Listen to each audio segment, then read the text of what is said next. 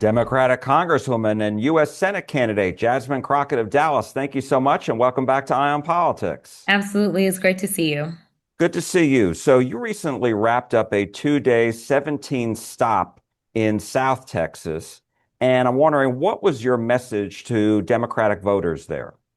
So, the main message that I was delivering is that we've got to be unified. We can't afford to sit this election out. Affordability is really a real issue for most of us, as well as we obviously had to have conversations about immigration and whether or not what we're seeing right now is what we should demand. Or what we should actually allow to be taking place in our communities. But it was definitely more so centered around unity, affordability, and what is taking place with ICE. Your campaign blasted a new poll that was released last week by Emerson College Polling and Nexstar Media and called it an outlier, which showed James Tallarico ahead of you by 9 percentage points. Your campaign put out your internal poll showing you 13 points ahead. So who's the real front runner here? Listen, the only poll that matters is going to be on election day. If I'm going to be perfectly honest, I've never been the biggest fan, but I will tell you that as someone who has studied statistics, because I was a business major in undergrad, that Emerson poll was deeply flawed. And so, in short, 28% of the people that participated in that poll were self-identified Democrats. And so ultimately, the only number that actually really mattered was the fact that even though only 28% of that electorate, which we don't anticipate that 28% of the Texas electorate will be Democrats, we anticipate we'll have a little bit more than that. Even under those circumstances, I was leading against Ken Paxton. Same as our internals have revealed that I actually am leading a Republican in this race. The other issue that we saw was that of the persons that they said would vote in the Democratic primary, they put 25% of the Democratic primary as independents. And we know that independents actually skew more so towards a demographic that my opponent attracts, which is white men. And so we don't anticipate that we're going to have a Democratic primary that's going to be 25% independents and 75% Democrats. We anticipate the numbers will be a lot larger on the Democratic side. And so because of that, that's why you believe that you are the front runner? I do believe that according to all polls, except for that one, that I am in the lead. But as you just said, we did 17 stops in 2 days, where we went through, I think, a total of 6 cities. The following weekend, this most recent weekend, we did another, I think, 14 stops in 8 cities. So it doesn't matter what any poll says, we are going to work because that's what Texans deserve is to know that they're going to have a candidate that will show up for them in DC, which I've been doing, but will also show up and actually try to earn their vote by going and meeting them where they are. Your campaign also said that you are the best candidate in the Democratic primary to reassemble the Democratic base and to expand the electorate in November. And that I'm wondering what makes that so? Yeah. So there's a couple of things. When we look at the state of Texas is a majority minority state. And so 61% of the state is people of color. But when we look at who is actually turning out to vote, it is Black and brown folk that are not showing up to the polls. When we look at the demographics that overwhelmingly, well, definitely African Americans overwhelmingly support me. I'm still in the lead with Latinos, and we know that my opponent has been spending a lot of money specifically to try to get Latinos to come over to his side. But considering the fact that we're already there, and so we already have a rapport, and then basically once we start spending our money, we will only continue to hopefully build upon that rapport and that group of people.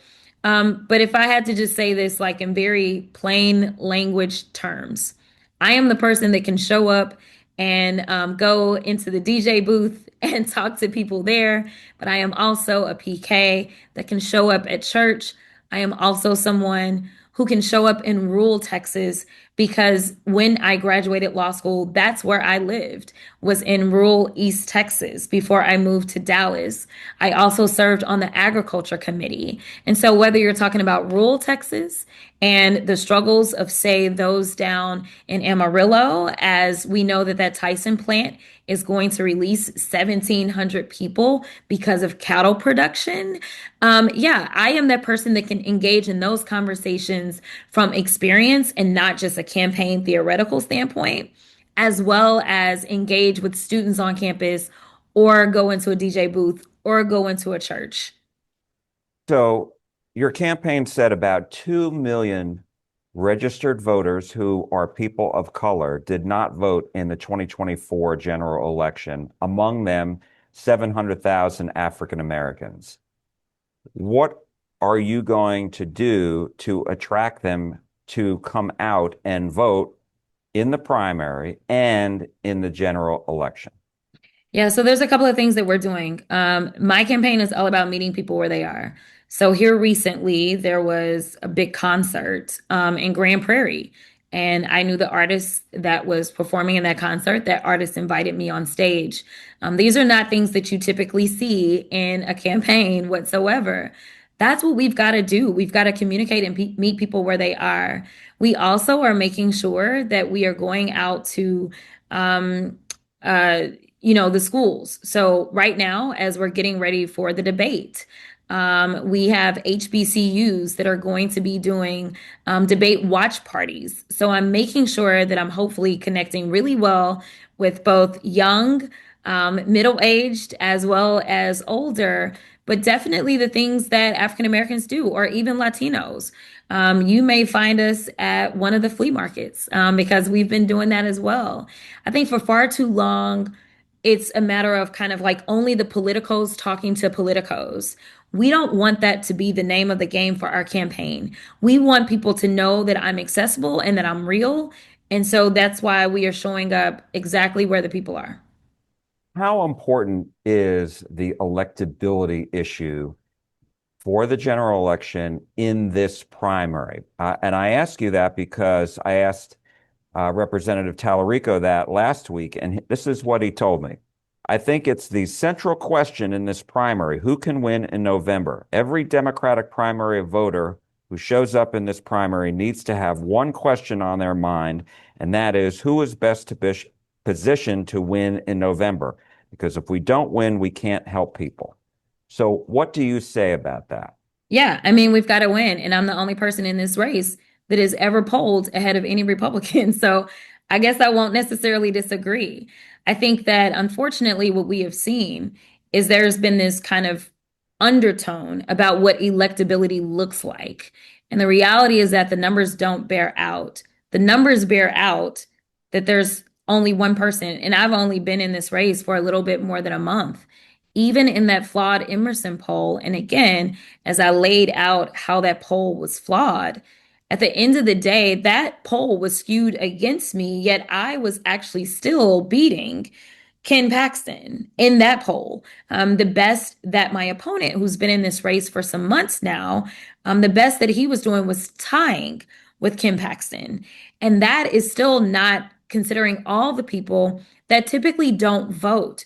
One of the things that we've got to do is we've got to figure out who can excite the base. And I think that that is what matters most when we're talking about electability, because what we saw in this most recent presidential is that the base stayed home. They didn't necessarily go out and vote for Republicans. They just didn't go out and vote at all. And so having someone that people know, that they trust, is an actual fighter, not just in words, but in actions in this moment. Because right now people are scared, whether they're a Democrat, Republican, or independent. They want somebody that they know will not fold on the federal level. That's why we have a record number of both Republicans and Democrats that are now deciding to retire. We've got people that have been in politics for a very long time, but are really struggling to find their footing in this type of environment, which I am uniquely qualified to deal with. You brought up the debate, which you are going to be having with Tallarico on Saturday. My question to you is why should Democratic primary voters select you over him? Yeah, so I think number one, if we talk about experience, there's only one person in this race that has both state and federal experience, and that's me. But more importantly, it's a federal position. And so I think federal experience should be paramount. Again, so many people in our base are so upset and they keep asking questions like, well, what are y'all doing? What are you going to do? I think it is important to have somebody that you know exactly who they will be on the federal level, because there's been a lot of people that have thought that someone was going to be a certain thing on the federal level and they've been disappointed. Mind you, Mr. Fetterman is one of those types of people. People have been very disappointed with him. And I'm not saying that that would necessarily be the case with James Tallarico. What I'm saying is that people don't know. You know exactly what you're going to get with me. The final point that I'll say is that it is really important, in my opinion, to think about who is going to be able to go up against whoever is going to make it out of the Republican primary. And we have two people that are trained attorneys that are leading the polls right now. And frankly, these persons, at least the current senator, has engaged in so much back and forth when it comes down to, say, confirming some of the judiciary and that kind of stuff. And we know that Ken Paxton also, as the attorney general, has engaged in a lot of these legal maneuvers. I think that we need somebody that is going to be very solid on the Constitution and what is unconstitutional and be able to confront them not only in words, but be able to have the credentials to back them up, because that is going to be part of the fight when we get to the general election, is to talk about how unconstitutional and lawless this administration has been. And well, it's easy to kind of say what somebody tells you to say, but it's a little different when you've actually been engaged in that work. And finally, it is the US Senate is the only body that actually has oversight over this Supreme Court. And I think having a trained attorney in that space would benefit Texas the most. I want to ask you about a controversial statement that you've been asked about on the campaign trail. These are remarks you made to Vanity Fair in 2024, describing the way that some Latinos spoke about a tough illegal immigration policy. You called it the slave mentality, and you said, quote, "It's basically like I fought to get here, but I left y'all where I left y'all, and I don't want no more of y'all to come here." So, what was your thought back then, and what is your message now when you are asked about this? And some people may have taken offense to this. Yeah, so I've talked to a number of people, and I've talked to a lot of Latinos, that have basically been like, we completely understood what you were trying to say in that moment. What I want people to understand is that the struggles of the African American community as well as the Latino community are greatly tied. It's the same thing, like for me, understanding our history when I talk about the fact that what I see from ICE right now looks like slave patrols. As an African American woman, what I am doing is I'm framing things in the frame of thought that I can associate them with. And honestly, I think that there's more that unites Latinos and African Americans than divides us. And they continue to try to divide us, even trying to take that particular statement out of context, when the reality was, these are real conversations. No one is saying, oh, the Congresswoman did not have these conversations. There has been a real fear for a lot of people as it relates to immigration. And I was engaging in very real conversations and talking to people that were against more immigration as it relates to this country. So I think that what people should take away from that is that I'm always willing and ready to engage in real conversations so that I can better understand what is going on and how someone feels in a moment, even if they're not of my same persuasion. I want to understand. So that's number one. And I think we should all want elected officials that want to understand what's going on. Number two, that was never said to offend anybody. What it was said is more so out of a frame of reference as it relates to what I can refer to as something as a Black woman. I wanted to just ask you about what you said, if I heard you correctly, comparing the ICE patrols to slave patrols. Some people may hear that and say that's That's way too strong. You don't think so? I don't. And again, this isn't said to upset like, I'm not trying to upset Latinos. This is said because I know my history. When I know that slave patrols were some sort of military like ish policing force that was going out and grabbing and disappearing people based upon their skin color. People were having to walk around and show their papers. Yeah, that is what it looks like. That's what it looks like to me. And again, if we don't learn from history, we're doomed to repeat it. And I think that we are currently in a bad way right now in this country. And I do think that we have other examples that we can look at. We were just in Minneapolis, and to hear the stories of US citizens on the ground and what they're experiencing in the aftermath of Renee Good, what they experienced prior to and what they're experiencing now, I don't know why anyone would take this as if those words are too strong. You had a woman that was executed in broad daylight in the middle of her community in front of her wife. She was shot 3 times in the head, and then the officer called her the B word and walked off and jumped into a car. I'm pretty pissed off. And so, I mean, listen, the one thing I want people to know is that my language has never, ever been politically correct, if we're going to be real about it. Jack, you know me well enough.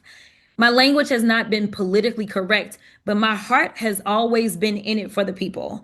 And so when I get emotional and I get frustrated about what's happening, I think that we should be more concerned about what's taking place on the streets in America than we are about maybe whether or not my words are upsetting. Because what's upsetting is that there's 3 children that belong to Renee Good that don't have a mother anymore. What's upsetting is that we have US citizens as well as immigrants alike that are being disappeared. We had a record number of immigrants that died in ICE custody last year. We had a record number of US citizens that were abused and incarcerated by ICE that has no authority whatsoever over them. These are the things that are more upsetting to me. It's their actions than it is my words. But I am here to say, for the record, that if my words offend you, that is not the intent. My intent is to make sure that we understand the gravity of what's taking place currently in our country. What do you say to Republicans who say that people should not be interfering in law enforcement operations, including ICE?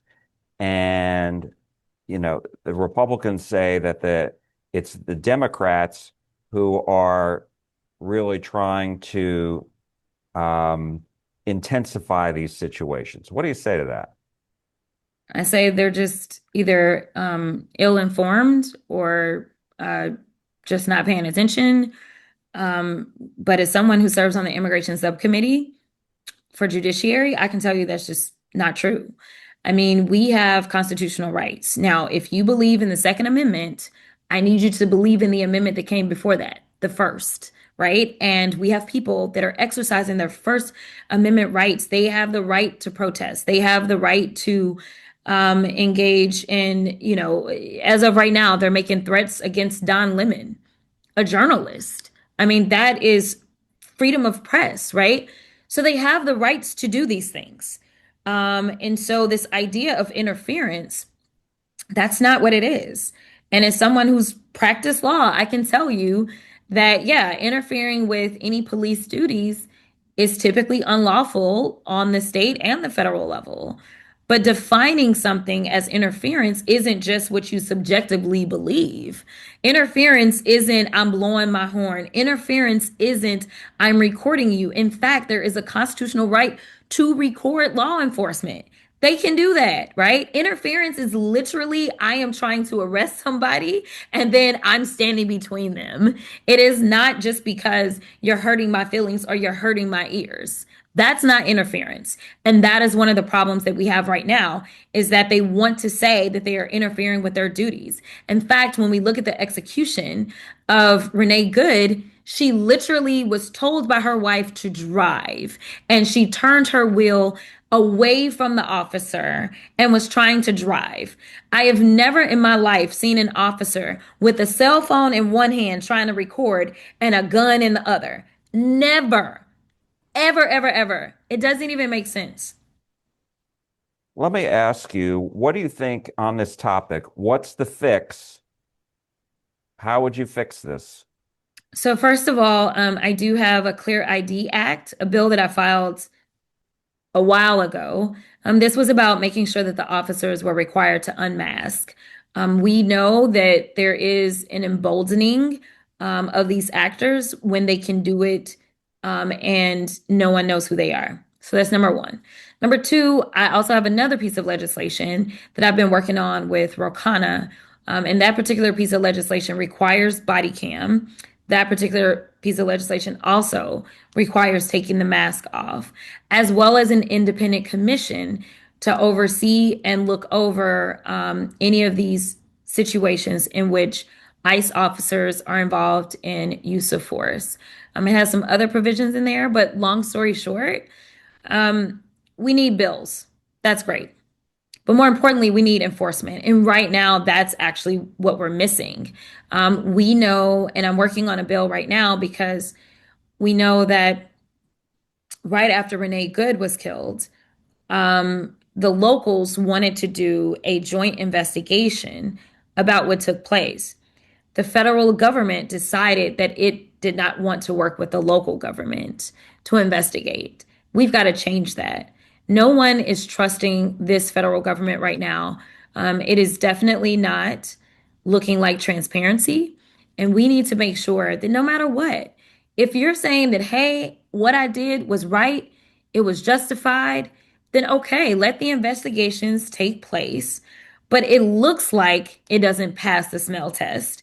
When you say, no, no, no, no, we don't want to do that. We're not going to run a dual investigation. In fact, we are going to investigate the widow instead because we believe she's a domestic terrorist. Like, that's where we are.